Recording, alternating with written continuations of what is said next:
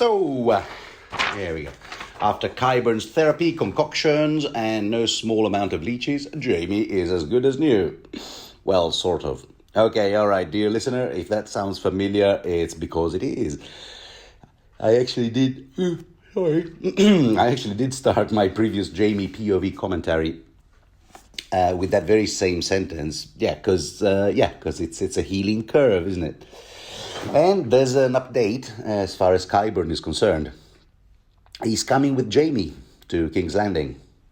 Now, two things to note here. For Roose Bolton to deprive himself of his one and only source of medical treatment, I mean, it's a big gamble, and it's a big deal in this universe. Let's face it. The lending of one's own maester, is the grand gesture by definition, which one would expect to be greeted with all sorts of appreciation, unless one happens to be in the Iron Island. Iron Islands are not the Iron men, Iron-born Iron Islanders don't seem to be too fond of maesters. No, but seriously, I mean, you remember when Prince Oberyn, a.k.a. the Red Viper, recounted the story to Tyrion back in Tyrion 5 of how he sent his own maester to Willis Tyrell because he wanted to make amends for unhorsing him at the tourney, thus costing him the use of one leg. And the result of that, the two are still pen pals, to the point of exchanging recipes for horse meat. True story. Yeah, the things that bring people together. And therefore, we imagine Roose is lending his own quasi-maester, not quite a maester, to House Lannister precisely for this reason, because he hopes that Tywin will appreciate the gesture and dissociate Roose Bolton from those big mean bullies who chopped off Jaime's sword hand, even though the bloody mummers are in fact on Roose's payroll.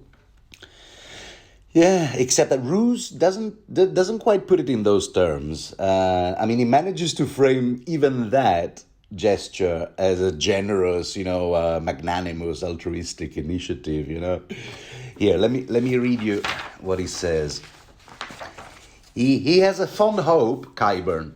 He has a fond hope that your father will force the Citadel to give him back his chain in gratitude. Oh, bless you, Roose. You're doing it for Qyburn.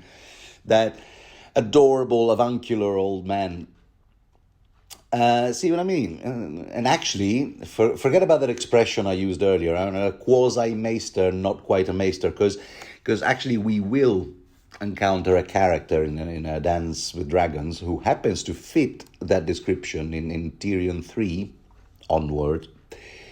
But that's not quite Qyburn's case.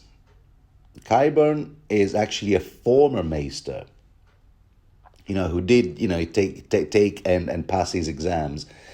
But his chain was revoked, which means that for all his fatherly appearance, mild-mannered demeanor, he must have done something naughty, like engaging in dark arts, necromancy, unspeakable practices, if you want to use an ominous Lovecraftian term.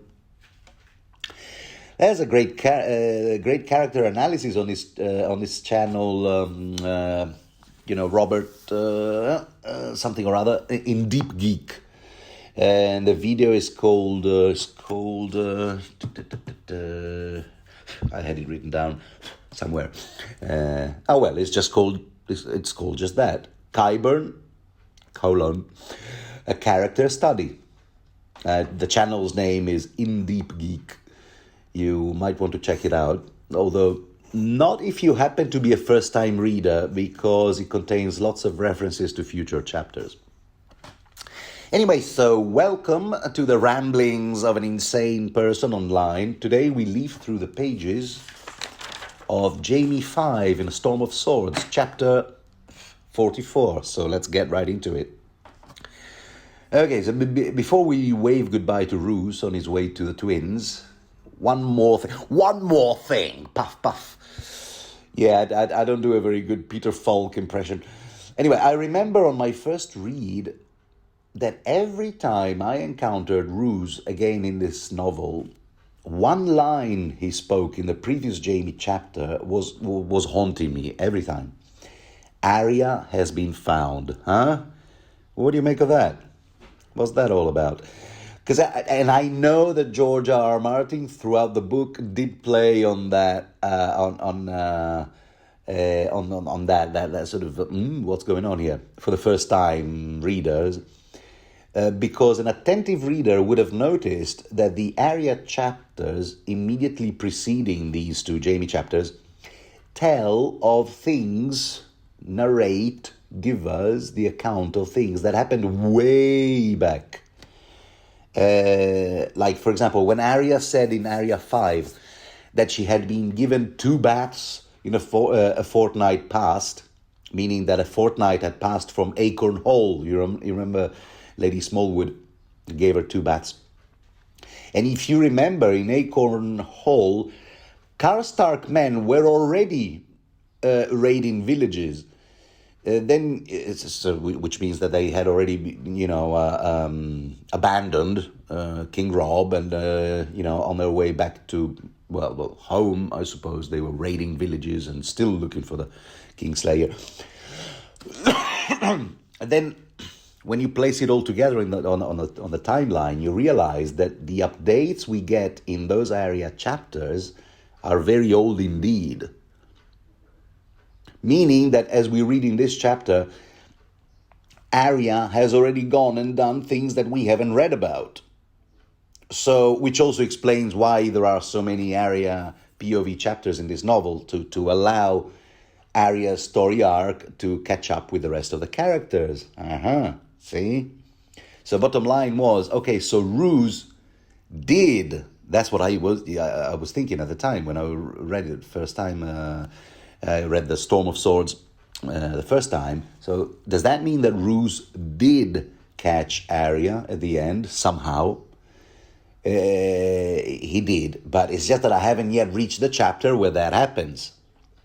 All right, so maybe in the next Arya chapter, and every time I started reading a new Arya chapter, I always entered it with the expectation that this would be the chapter wherein either the Bolton army or the Bloody Mummers or some thugs on Ramsay Snow's payroll, I have no idea, someone would appear to snatch Arya away. I swear, that's what I thought. So I thought.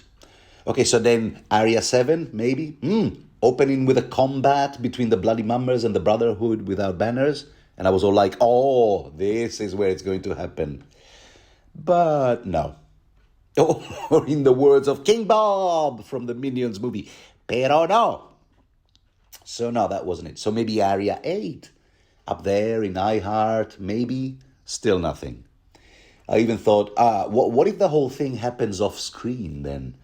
What if it happens off screen, including Roose Bolton picking Arya up on his way to the twins and maybe showing up to Tully's and Stark's with Arya as a sort of like a wedding gift or whatever. I even thought that might happen. Just have to keep reading.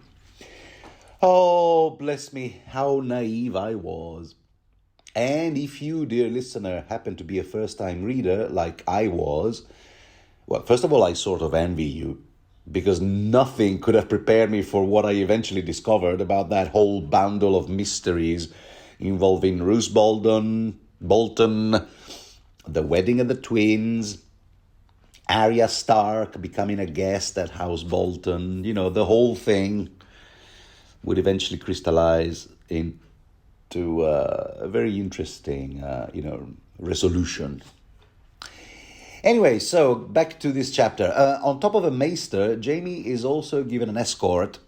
He's, after all, a VIP passenger, an escort of 200 men led by this Steel Shanks Walton, whom Jaime describes in his mind as blunt, brusque, brutal, at heart a simple soldier, by which he means that, yes, he would follow orders, go out there and fight on the battlefield, and maybe even commit atrocities, although not sadistically like the Bloody Mummers.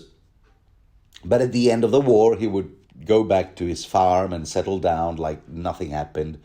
So no PTSD, no nothing, just ordinary life, barbecues in the garden, and so on.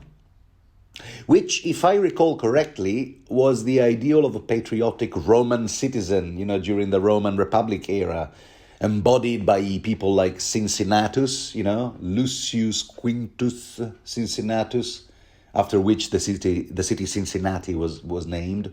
A guy who would go out there, fight his wars as a military leader, and then go back to plow in his fields. What did you think I was going to say? Plow in his fields once the war was over. Yeah, okay. I don't know if this Steel Shanks is Cincinnatus, but, the kind of, trope is sort of there. And there he is, Roose Bolton, just out there to see Jaime off. He's all set and ready to go. And this is where an interesting exchange, very interesting exchange takes place between the two. Between Roose and Jaime. Why don't I call him Jaime? Because it's not spelled Jamie as in Jamie, James, Jamie. It's actually spelled Jaime, which happens to be the same identical spelling of the Spanish name Jaime. Have I said that before? What? Only every single time I read a Jaime chapter. Okay, all right. Moving on.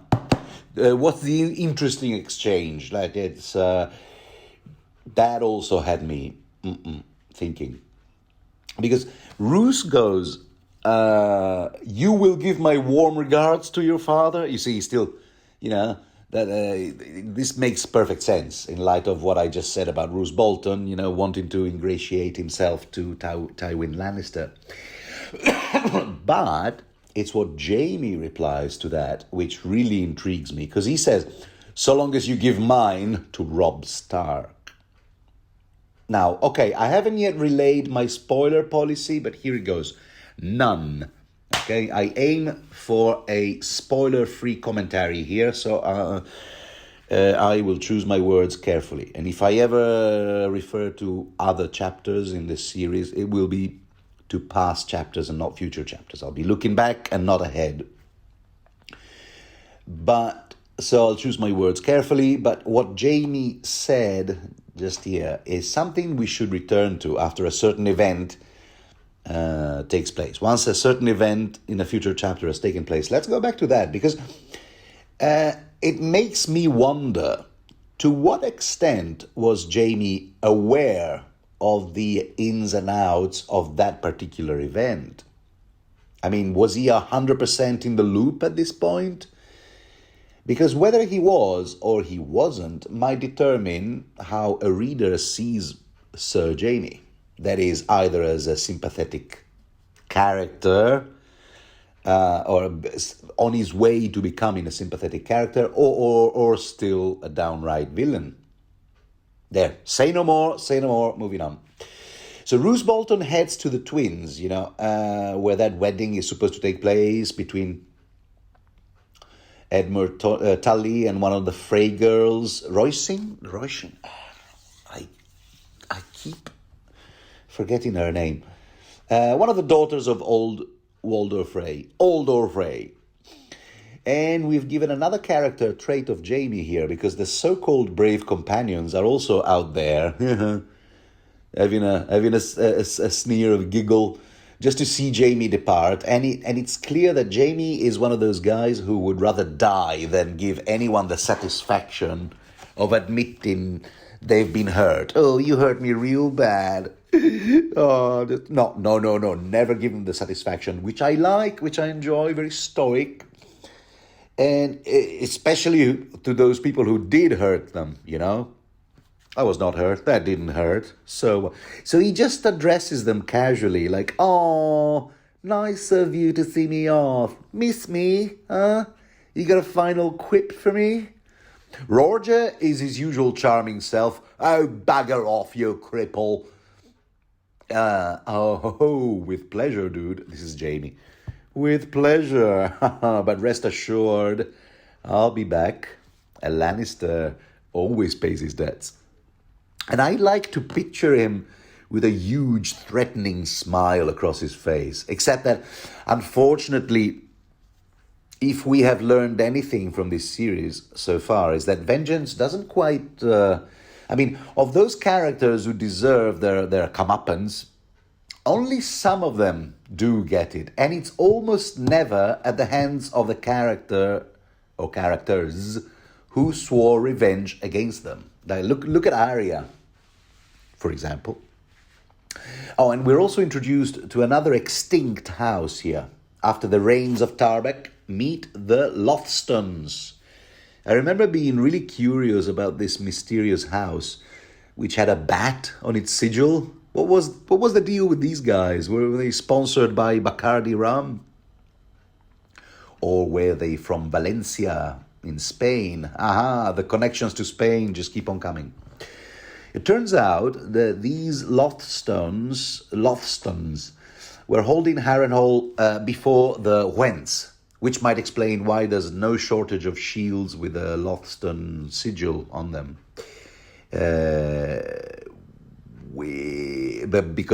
That's how we are introduced to this extinct house, because Jaime has equipped himself with a shield that he found in a random shield that he found in the shield room. I bet there is one. Just help yourself, from the shield room. Oh, a bat. I fancy that. I found out that some members of House Lothston were a bit kind of like, right out of a horror movie. Like a certain mad Danielle, who was said to send giant bats out to capture children for her not cockpots. I missed. Okay, I can't read my own writing. My notes. Cookpots. Ha ha ha! I want to cook children in my cauldron, so I'll send out bats to capture them. Does that sound really like a feasible plan to capture children in the village? She's said to have done that. She said she was murmured to have bathed in blood and feasted on flesh. Kind of like the legends around that Hungarian Countess Elizabeth Bathory, which may or may not have been true, and which may or may not have inspired this character, Danielle Lothston, who also might have been the victim of fake rumors, gossips, and whatnot. We don't know. History being written by the victors. They might have wanted to cast the Lothston in a bad light. So see, we made the world a better place by extinguishing that house. But maybe not. Maybe that's not the case. Who knows? Be it as it may, donning a shield with a Lothston sigil on the shield, it suits Jaime just fine. An extinct house is better than a live one for a guy who has just chosen to become nobody. I am nobody. That's what he keeps saying to himself. I'm just a nobody. Because of this whole identity thing, he kept asking himself, is that really all I was, just a sword hand? Well, if that's what made me who I was, when that's certainly gone. So who am I now? Nobody. And in the space of 3 pages, we're told twice that all Jaime is thinking about is to be reunited with Cersei, which is why he's impatient at learning that this Steelshanks Walton guy is not taking the King's Road out of precaution, because you never know who could be riding on the main road. And this is where Jaime realizes that the secondary road they happen to be on is the very same road he had taken so many years ago abandoning the Harrenhal tourney once again. We get another version of that story. He left the Harrenhal tourney behind when it was still in full swing, right after being appointed a member of the King's Guard by King Aerys. And I love it how in these Jaime chapters we keep being given, these bits and pieces of this backstory, his backstory, especially his backstory leading to and taking place during the Baratheon Rebellion. So the story here being that really Aerys had made Jaime a member of the King's Guard, just to spite Tywin Lannister.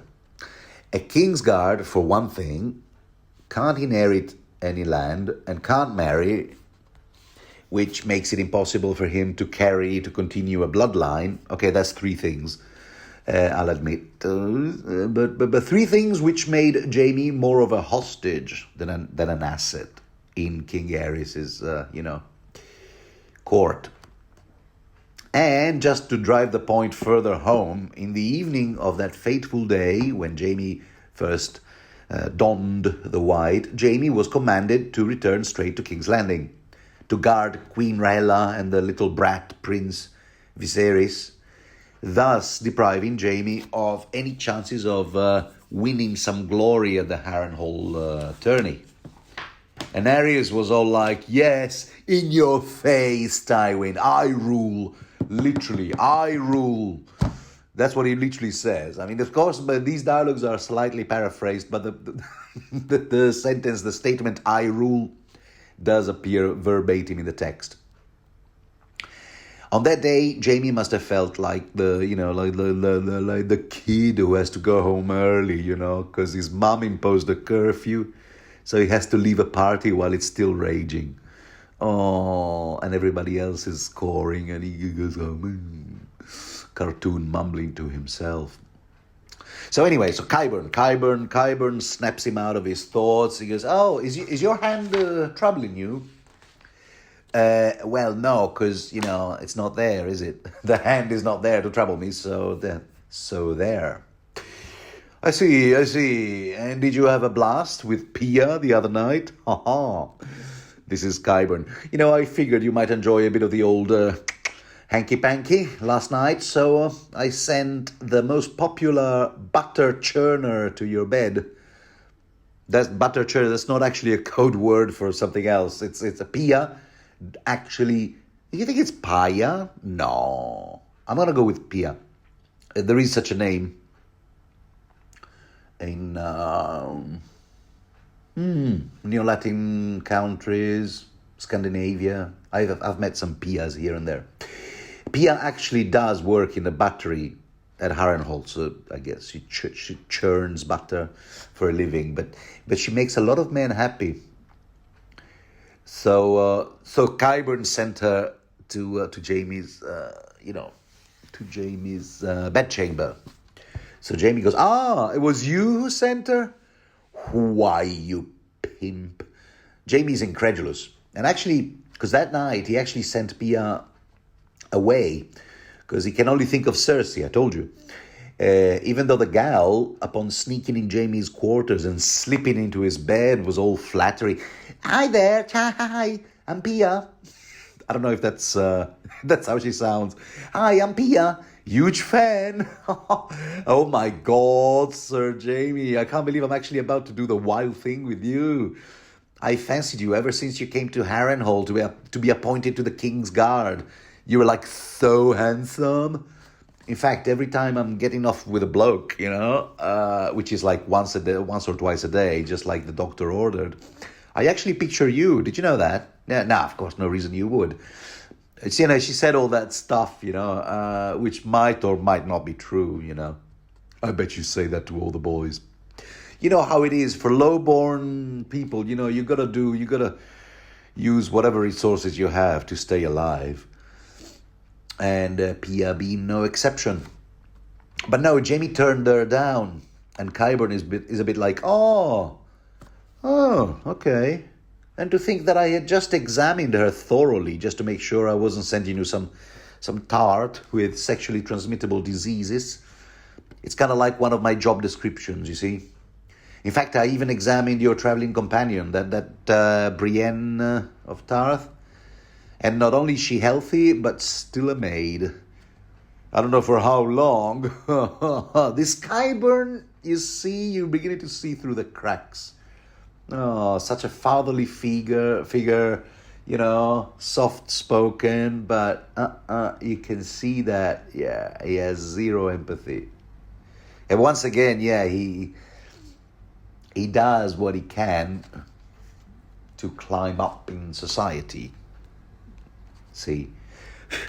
Now, see what I mean? The maesters and the citadel strap him of his chain. All right, I guess I'll find myself quite an unorthodox post as a maester. Yeah, the bloody mummers will do. And now it's off to King's Landing. I bet the cogs in his brains are spinning. I might be able to carve myself, cushy little job there too. Yes, Qyburn. Okay, and I already told you about in Deep Geek. Anyway, so So Brienne is still a maid, said Qyburn, and Jaime's a bit confused, and he thinks that maybe this is one of the terms and conditions that Brienne's father, Lord Selwyn of Tarth, imposed on the ransom he's willing to pay for his daughter Brienne. Because you remember that Jaime had stopped Vargo's men from having non-consensual sex with Brienne by convincing Vargo that Selwyn Tarth was was generous, but he had a humongous stash of sapphires, which he would gladly pay to see his daughter returned to Tarth, as long as she was returned unspoiled. That's the word they used, I think. That not being the case, the sapphire ransom would have been considerably lower. But no, that's not the case, actually. That is not the case. And Qyburn has been trying to tell Vargo that there are no sapphires on Tarth, although he remains unconvinced, to the point that he turned down an offer from Selwyn for 300 300 gold dragons. Yeah, so Qyburn and Sir Lord Selwyn have been, corresponding, have been writing to each other, and an offer has arrived to bring Brienne back home to her dad. So 300 gold dragon. I told you I was going to keep track of currency from now on. And I did. Here's my ledger, my currency ledger. So let's see how much Selwyn is offering for his daughter. And let's keep in mind that Jaime reckons this is a good price for a knight. You see how he's... because he already considers Brienne a knight. More than he considers himself a knight, to be quite honest. Because the same Brienne, back at the Inn of the Kneeling Man, she bought 3 horses with 3 golden dragons. And at the time, Jaime thought she had been ripped off, at least as far as 2 out of those 3 horses were concerned. And this was in Jaime 2, this same book. Later, Tyrion at the market square was dismayed at seeing that a golden dragon could only buy you either a side of beef or 6 skinny piglets. That was back in Tyrion 4. Okay? So let's see how much is being offered for Brienne. Again, you do the maths. 300 dragons, so either 300 horses, that's good horses, proper knight palfreys, or 150 cows, a side of beef being half a cow, or, if that's your taste, 1,800 skinny piglets. What am I going to do with 1,800 skinny piglets in a world where there are no refrigerators? Or I suppose 1,200 fat ones. Yeah, still, that's way too many. I wouldn't know where to. But negotiable, Anyway, so that's the price of a highborn adult person in this universe. It's going in my currency ledger here, okay? An adult highborn person, not officially knighted, anointed knight, but still highborn. That's the price you can ask for ransom if you happen to ever, kidnap a person, a highborn person in Westeros. Dear listener. Anyway, so all right. So Qyburn is saying what does Qyburn is saying now? That Vargo Hoat is the Lord of Harrenhal, or so he thinks, for the time being, anyway. So he says now, well, 3 dragons mean nothing to him, and therefore, neither does Brienne's virginity, maidenhood, maidenhead. And then, never mind. So according to Qyburn, the goat might let go of all those inhibitions and have some, sport with her. Tragically. So Jaime's thinking, oh, well, yeah, look, you know what? I tried to save her. But now she's on her own. I just hope Brienne snaps Vargo's neck. Yeah, that would be cool. Little world building here. The rainbow actually means I come in peace. The rainbow symbols, the 6 colors of the rainbow in this universe mean I come in peace. Not the white flag, the rainbow flag. In the south, anyway, because where the 7 colors, seven gods, where the 7 are worshipped, 7 gods, 7 colors. Yeah, that figures. We find that out because that's the banner this traveling company is currently flying. See, they're coming from the north and heading towards King's Landing. So obviously they want to send out the message that they're not here to pick a fight with southern southern armies. Hence, they're flying the rainbow banner. Meaning, it occurred to me that Renly's Rainbow Guard was all about peace. Could it be? The Tyrells and the Baratheons, yeah, they were all about the 7 gods. At least, Renly was. So anyway, meanwhile, Jaime is wondering how much gold he himself would fetch. 300 gold dragons for me? Maybe not even that. He considers himself less worthwhile, than Brienne. Because he figures his dad, Tywin, might not view him as might now view him as damaged goods. What with his sword hand gone and all. What a nice guy this Tywin. His own son, for God's sake. And to think that he had just invested in a shiny brand new sword for him, made from Valyrian steel, no less. No one quite knows where he got that Valyrian steel from. He did say a lot of daggers were available from Robert's own private stash, but some of them may well have had a Valyrian steel blade. So there might have been enough to forge these 2 swords. One, a small ceremonial sword for Joffrey, and a long sword, I believe, but much thinner and lighter for Jaime. Although, really, we should ask ourselves, but wasn't there some other Valyrian steel going around in King's Landing and all the way back in Book 1?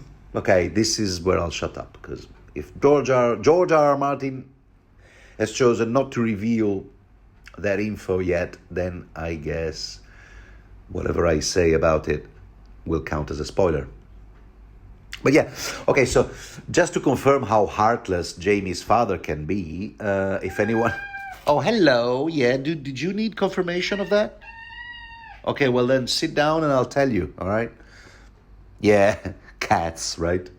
If anyone needed confirmation of how heartless Jamie's father can be, Jamie is now thinking back on the Tarbecks. We're really in extinct house territory here, huh? We had some references to the Rains back in Tyrion 4, when Tyrion brings up the story to Tywin, recounting how the latter annihilated that house, and now we turn to the Tarbecks. So Jamie thinks back on this story when Lord Walderon Tarbeck of Tarbeck Hall rode to talk to Tywin's father Titus to tell him, hey, sorry mate, yeah, I can't pay all the gold I owe you. But I'm good for it, Don't break my fingers, please. He rode to see Titus, but unfortunately for the dude, Titus was not present at the rock. So the young Tywin, who happened to be there in charge, ordered Walderon imprisoned for disloyalty because he couldn't pay the gold. Walderon's wife, Ellyn, responded by kidnapping Tywin's cousin Stafford and 2 more Lannisters of Lannisport. The message being, I'm keeping these 3 hostages until I get my husband back. Well, clearly. Fair trade, huh? And to which, once Titus returned, Tywin suggested, why don't we send the guy back to his wife, but in 3 pieces, huh? See what I did there? Because 3, great prank. Come on, Dad. Yep. But Lord Titus, no. He said no. No.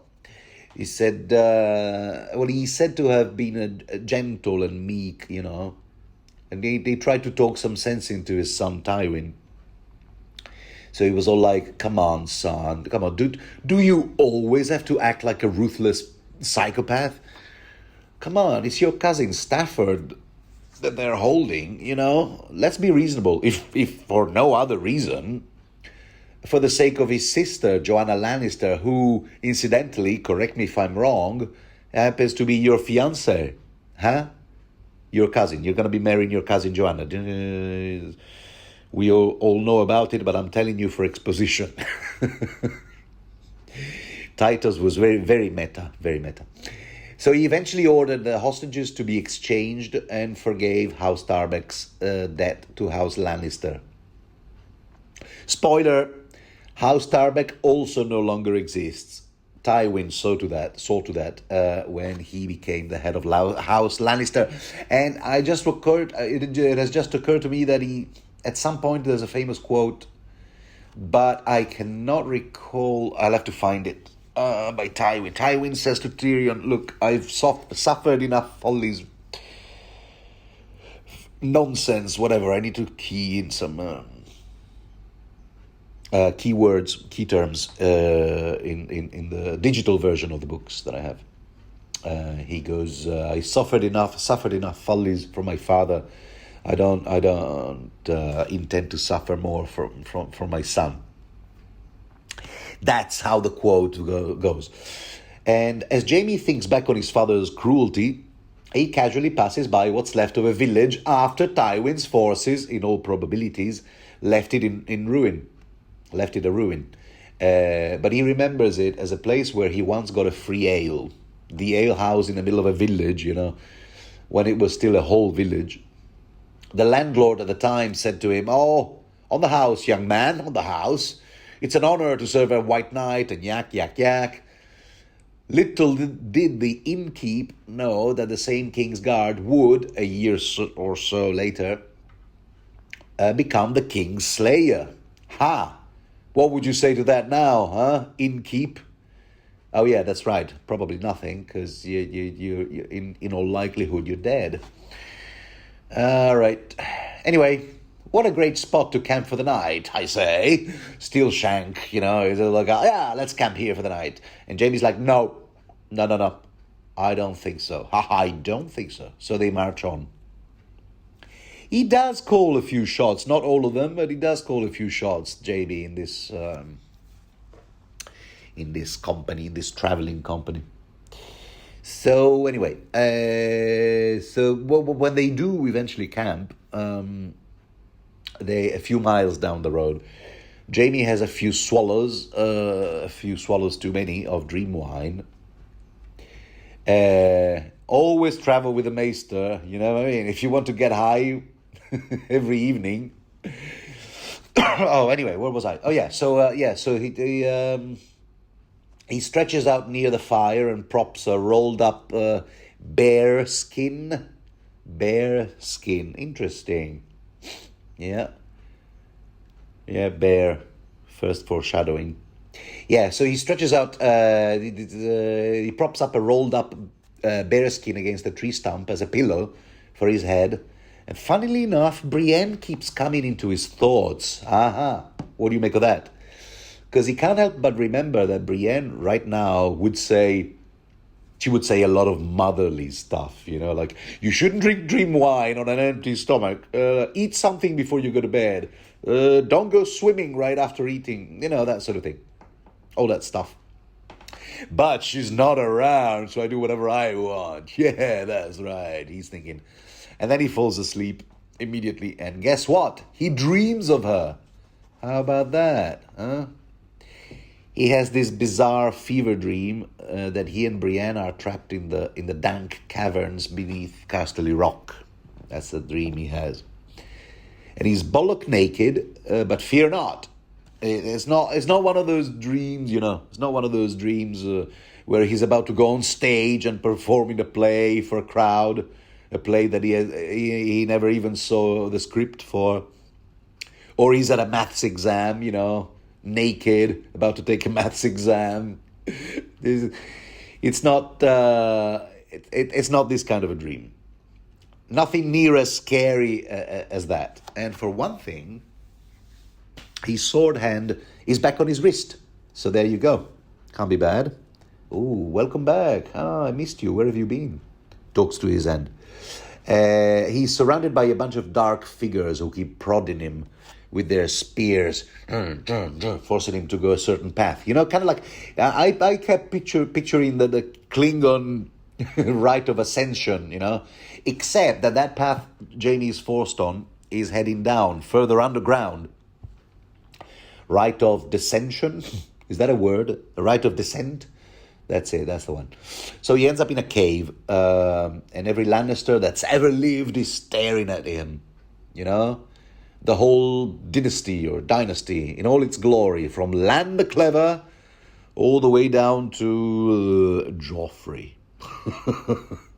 A bit anticlimactic, huh? There's nothing heroic, but although no, really the final Lannister offspring chronologically is actually Tommen.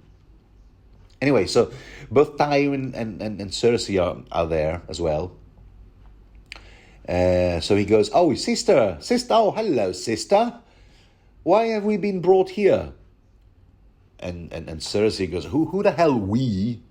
This cave was destined for you, and you alone. This is very Kafkaesque, you know, and now I must close it.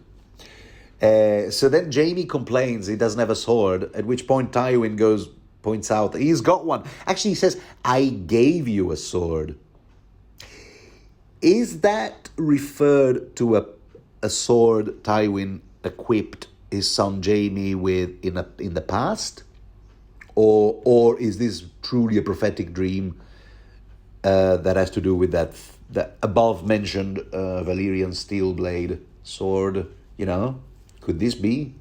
Could Jaime have a prophetic dream? Later we'll find out. We'll read more. You know, we'll come across more info that might point to the likelihood of this being somewhat prophetic in some elements of it anyway. So I gave you a sword. There, see? And sure enough, oh, look at that. I do have a sword in my hand. And it's also a sword that gives out like a bright light. And sure enough, there is Brienne, naked as well. And they're both waist deep down in water, which part of the dream might have been inspired by that Turkish bath scene at Harrenhal. And her sword also starts flashing bright, you know, ablaze as it were. And that's when Jaime thinks, oh, in this light, she could almost be a beauty. What did I tell you? Come on, I told you, he fancies her. Jaime fancies Brienne. I know I've started to say this in every single commentary I make, but here, come on, the signs are there. Here the signs are all, there. Just you can't stop thinking about her. So all the Lannister ancestors, leave Jaime and Brienne. They just, turn around and leave, and they leave Jaime and Brienne to fend off for themselves. And funnily enough, Brienne sounds concerned that there might be a bear lurking somewhere down there. Second foreshadowing, keep that in mind. And that's when he sees them. He sees the shades of other knights of the Kingsguard. Oswell Went, what is that? I got a list. John Derry, Lewin Martell, a Prince of Dorne, the White Bull, Gerald Hightower, Sir Arthur Dane, of course, Sword of the Morning, and you were there too, and Uncle Henry, and Hunk, and Zeke, and Hickory too. You were all there. Sorry. I got carried away with the Wizard of Oz reference. Okay. Oh, and Prince Rhaegar is there too, and they've all come to judge him for killing Aerys. Rhaegar presumably has more reasons to be pissed off at Jaime because, his wife and children were also under his protection, but we know what his daddy's army did to them. Daddy's army. All right, anyway. So after the fire of Jaime's sword goes out, Brienne's continues to burn, defending him from the shades, because she keeps repeating that over and over. I swore an oath to protect you, Jaime, and protect you I will. There. And it's at this point that he wakes up in tears. Well, partly because he realizes that his hand being back was just a dream. So he's still kind of like feverish, ravey and stuff. Still Shanks and Qyburn, help him to his feet, and Qyburn offers him more good stuff from his supply, Dream wine, perhaps something stronger, milk of the old puppy. You name it, I've got the lot. But Jaime won't have none of that. No. In fact, speaking of dreams, that's when he realizes that seemingly innocent stomp he had chosen for a pillow was in fact the stump of a weirwood tree. Weirwood tree. And we know how sleeping, even in the vicinity of that kind of tree, can give us some of the strangest and sometimes prophetic dreams. Aha. So there. Coupled with massive doses of dream wine and voila. No further questions, Your Honor. Also, this is the chance for George R. R. Martin for a bit more of world building, because Marwyn is mentioned again. It's when Jaime asks Qyburn if he believes in ghosts, to which the latter replies, "As a matter of fact, I do, sir. But back in the Citadel, no one believed in the supernatural. Just me and good old Archmaester Marwyn." That's him. Marwyn, the one and only. He's only mentioned like twice in this series so far.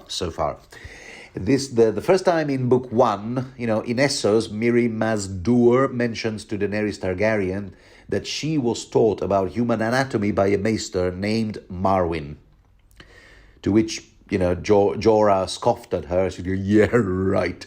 A maester in Ashai," because I think apparently that's where Miri and Marwyn met. I think it was Ashai, if memory serves. At which point Miri describes Marwyn to him, down to the chain of various metals, which checks out. And now we have it confirmed. There is such a maester answering to the name Marwyn. Not a very orthodox one, and so it would appear. Believes in the dark arts and the supernatural. So there. More on that later. Anyway, the point is, Qyburn's answer doesn't seem to satisfy Jaime one bit. He goes, so he runs his fingers through his hair, because he's got fluffy hair, you see. It is no disrespect to the actor portraying Jamie, Nikolai Coster-Waldau, is that how it's pronounced? But the first time I saw him, I immediately thought he'd been cast because of his resemblance to Prince Charming, from the Shrek movies. Charismatic and mischievous, fluffy blonde hair. Anyway, so Jamie combs his hair with his remaining fingers and goes, "Hey, Steelshanks, yeah, come over here. We've got to go back. Yeah, I forgot something." Oh, come on. No way. Do you really need it? It's like, because traveling with Steelshanks is a bit like traveling with your dad as a child. Oh, come on. What do you want to pack that for? And so on. But the reason Jamie wants to go back is that he wants to rescue Brienne. See, that dream changed everything in his subconscious. He dreamed of Brienne, repeating her oath to protect Jamie. So he now figures at least the least he can do now is trying to protect Brienne in return, right? But Steelshanks will have none of that. So Jamie tries to think, okay, what would Tyrion do in my place? Because he's the clever one, always manages to talk himself out of sticky situations. And by the way, correct me if I'm wrong, but these two brothers haven't seen each other since Jon 2 in Book 1, Game of Thrones. That's right, because last time Jamie was in King's Landing, Tyrion was a captive in the Vale. And last time Tyrion was in King's Landing, where he's still residing, Jamie was a captain in the Riverlands. To oversimplify, lots of stuff happened in between, but yeah, we're talking. Let's just turn to the wiki of Ice and Fire. There you go. We're talking 63 chapters of A Game of Thrones. Okay. Plus the whole of a Clash of Kings, that's 70 chapters. And these last 44 chapters. So these two brothers, you do the maths, these two brothers haven't seen each other in 177 chapters. Yeah. So he's finally got it. Okay, no, but anyway, so he's thinking, and we get back to his mind, to his brains, because that's what a POV chapter is all about. And in his mind, he's finally found some kind of leverage on Steelshanks. He goes, "I'll tell you what, mate. If we don't go back immediately," it's always my dad. Oh, I'll tell my dad.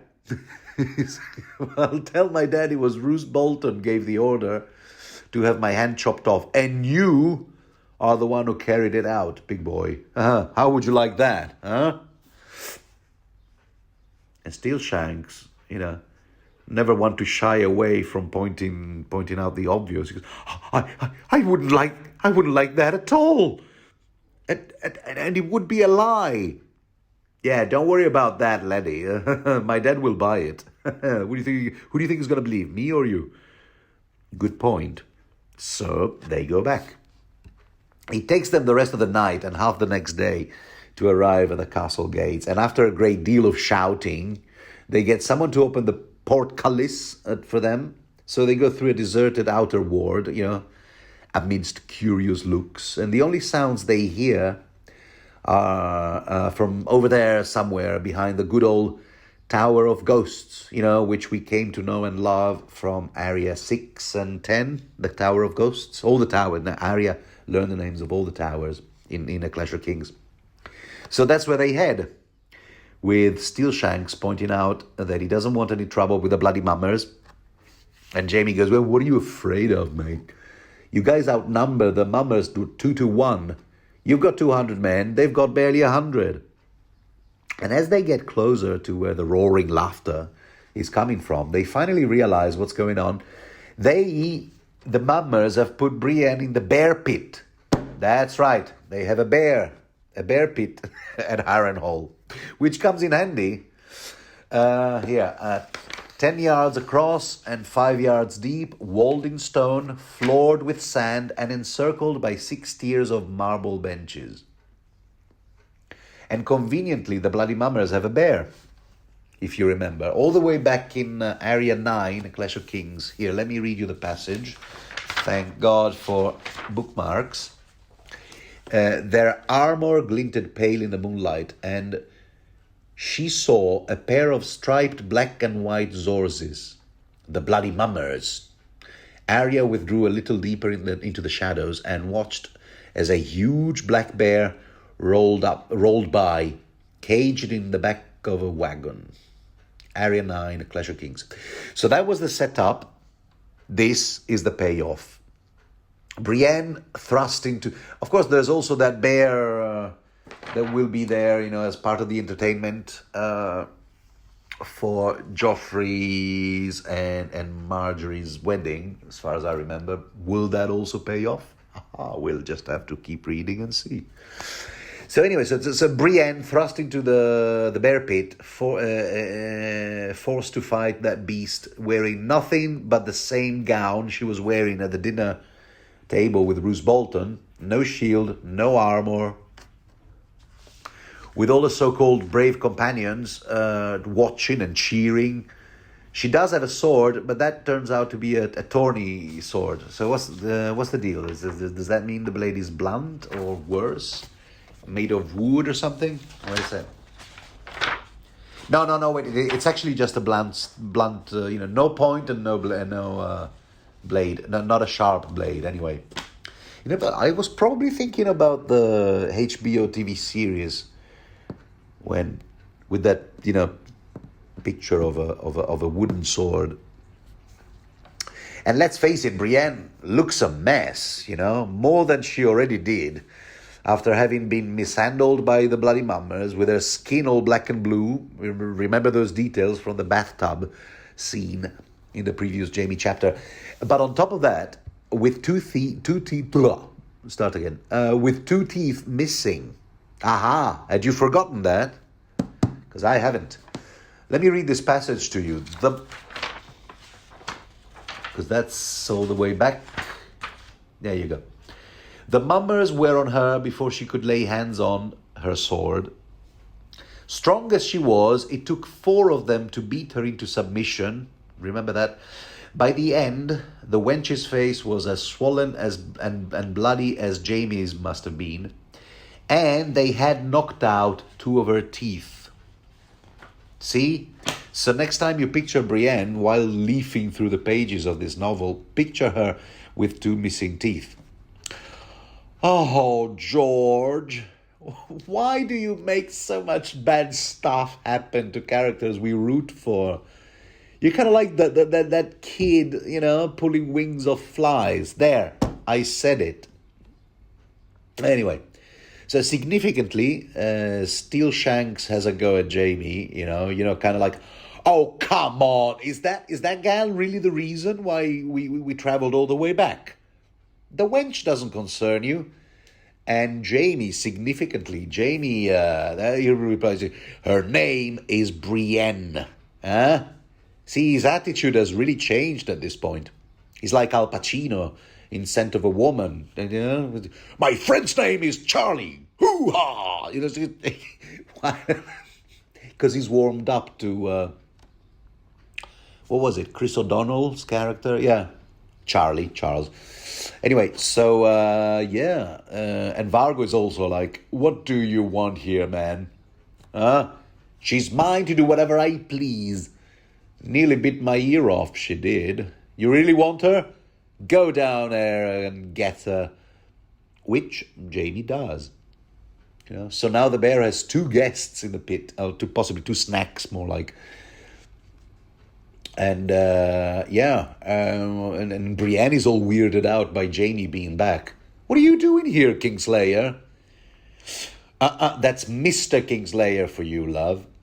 Now, where can I find some weapon of sort? And all he finds is actually a human jawbone with some, this is gross, some green rotted flesh still attached, and maggots, because you got to have maggots. So all he can think of doing is fling the jawbone at the bear, missing him by a good yard. Because his left hand, he's never used it. That jawbone, by the way, I don't need to tell you, used to belong to the bear's previous victim or previous snack, whose identity we can speculate on in Tyrion 6 in this same book. But that's a future chapter, so I'll shut up for now. Now, do you know what? I actually think I might have already spoiled the identity of the former owner of that jawbone in my previous Jaime commentary. Oh, crap. Oopsie days. I do apologize if I did. Anyway, so you realize that at this point, still Shank is thinking, right? He's thinking, oh, this is not good. This is not good. Because he was charged with taking Jaime to King's Landing alive. So he doesn't fancy being skinned alive in case another jawbone in that bear pit is all that remains of his charge, Jaime. So he goes, no, not on my watch.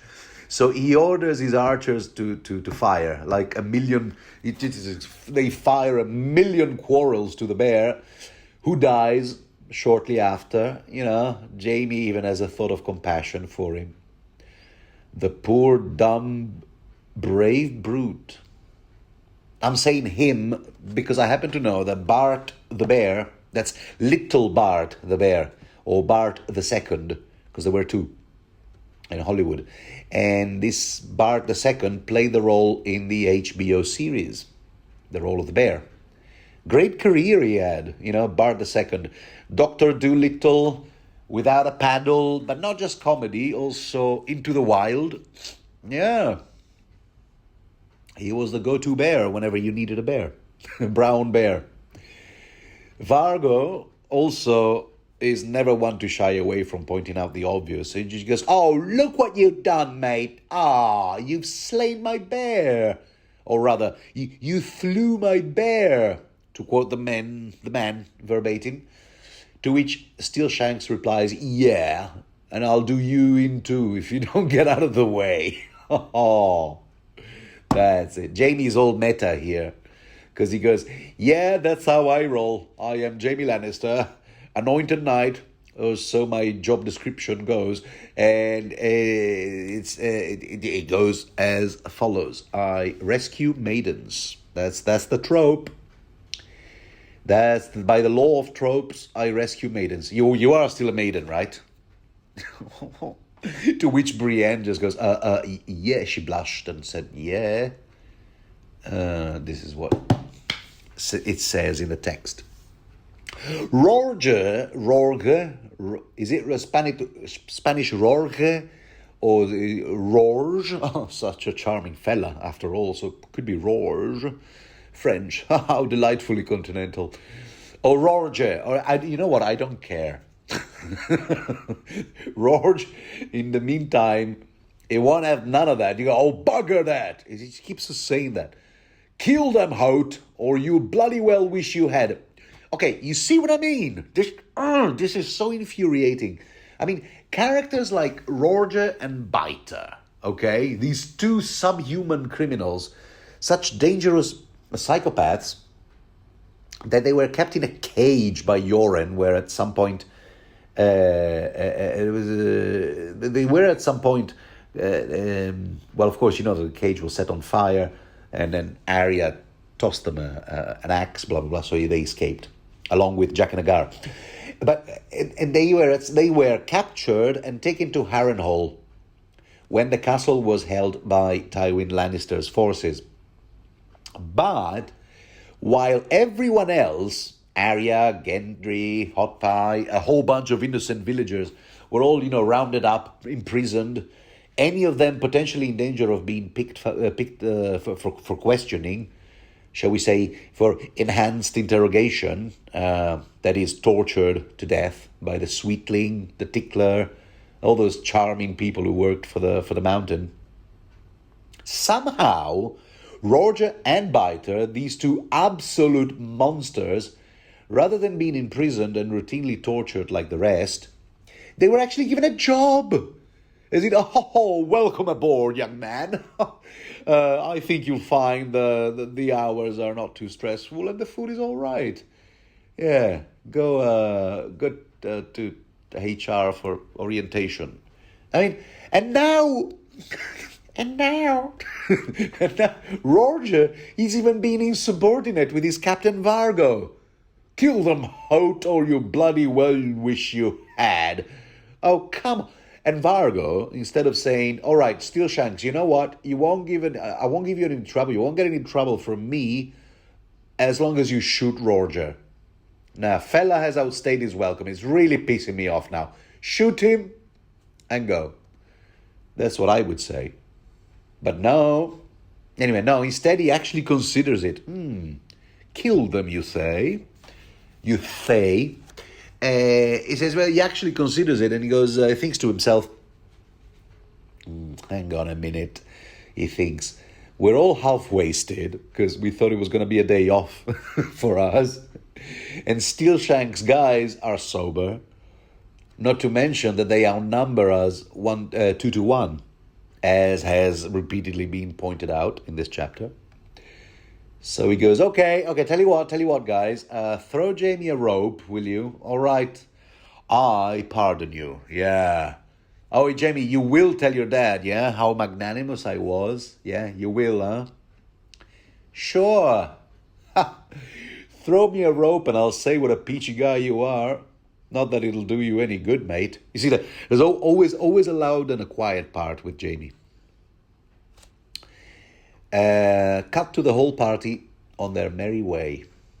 Jaime, Brienne, Steel Shanks, and his 200 men. And it's only when they have put at least half a league between them and Harrenhal that Steel Shanks finally vents out his anger. You know, what the hell were you thinking, huh? Fighting a bear with, excuse the pun, with your bare hands. Fighting a bear with bare hands, huh? Were you determined to die in that pit? You know how anxious I get when you put yourself in harm's way. But who cares, nah? No, there's always Steel Shanks nearby, always ready to save the day, huh? Silly me, huh? Oh, I can't stay mad at you. Kiss me, you fool. Okay, no, go right. I might have gotten carried away here. No, but that's not what he actually says. But yeah, you get the feeling that if it wasn't his responsibility to take Jaime to King's Landing in one piece, he'd kill the guy himself. And Jaime is all smug and stuff. He goes, okay, first of all, bare hand, not bare hands. And yeah, well, you didn't have a choice but to intervene, yeah? It was all planned, you see. So Steel Shanks, scoffs and spurs his horse and storms off. And the exchange Jaime then has with Brienne. Yeah, no, I've got to read it to you. Yeah, I'll tell you what. Here we go. He goes, Sir Jaime, I am grateful, but you were well away. Why come back? A dozen quips came to mind, each crueler than the one before, but Jaime only shrugged. I dreamed of you, he said. That is great. This is, I told you, a chivalrous, passage like in the old tales of chivalry from the Middle Ages, And on that slightly altered trope, Jaime VI ends, and well, I look forward to talking to you again in the next chapter as Catelyn. Lots of ins and outs in that one too. And if you, dear listener, enjoy this kind of content, don't forget to do the usual things that people do, whatever they are, under such circumstances. And well, I bid you farewell. Bye.